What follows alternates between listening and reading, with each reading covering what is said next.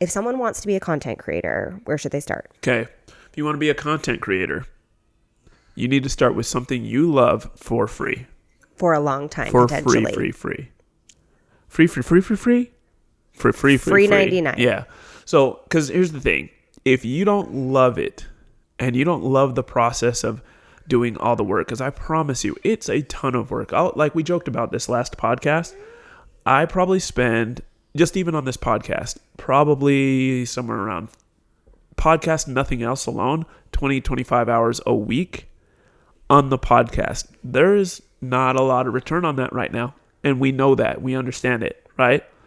There's probably going to be 58 of you that watch this on YouTube, and we're cool with it. We know, right? But we understand that, like, if we love doing it, we'll find the people that love us eventually, okay?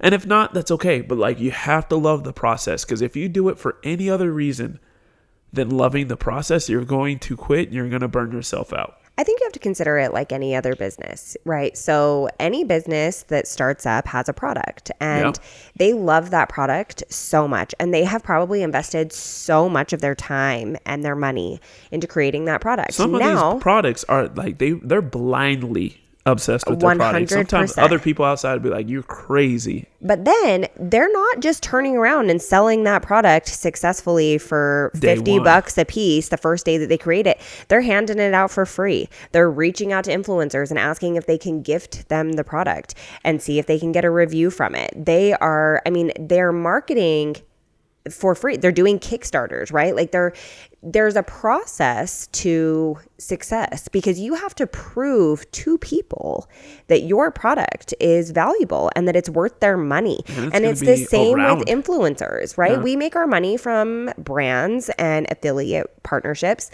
and you have to prove that what they are about to pay you is going to give them what they're paying for. Yeah. Like, you have to do that.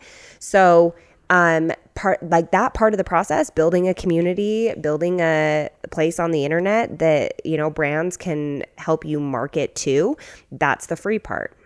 Yeah. And quite frankly, you have to find a way to make it fun, and you have to find a way to make it exciting. Like Chelsea had, first off, the biggest thing about her platform is, and first she could, the great thing is I was working at the time.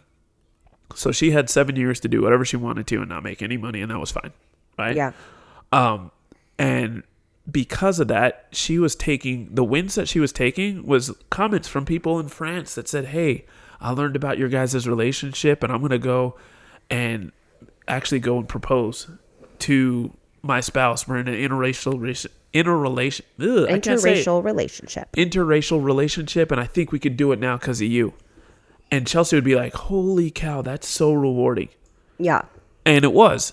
And then the same people in France, literally 2 years later, are like, "This is our baby." And we're like, "What in the world?" Yeah. Or like little old ladies will send me pictures of their grandkids, and they like, I had this lady message me and say, my daughter married a black man, and I was a little bit nervous about like the criticism that they would receive as a couple and the cultural differences. And she was like, "But since I've been following you, I just am so excited for them, and I just like feel so positive for them." And then that same lady sent me a picture of her grandbaby years later. Some people will reach out and say like, "Oh, no." Some people will reach out and they'll say like, "I can't believe that Maya is 7. I remember when she was born." And It's kind of like, wow, like we really have created like a very deep rooted community. Or you have so many ladies specifically, and some men, but more so women, who have gone through a divorce or been through infidelity, and like, once a month we'll run into one of these wonderful people that kind of talk up to Chelsea about, "Hey, look, I didn't have nobody else. The reason why I thought I could make it is because of you." And if you're listening to the podcast, y'all just get the video, because our baby's literally kicked in the face. Yeah, so that's why I'm giggling. It has nothing to do with divorce. All right, so you're going to pick something that you're passionate enough about that you can talk about for years, 5 times a week. and you can diversify it to be so that you're having, because like you think about it, is it sustainable? I'm actually in this phase right now where I'm like, okay, I'm creating so much content between Instagram and TikTok and the podcast and YouTube and Facebook. Yes. And Spotify. How do I create enough content that I can diversify across those platforms that I can continue to do this for the next 5 years?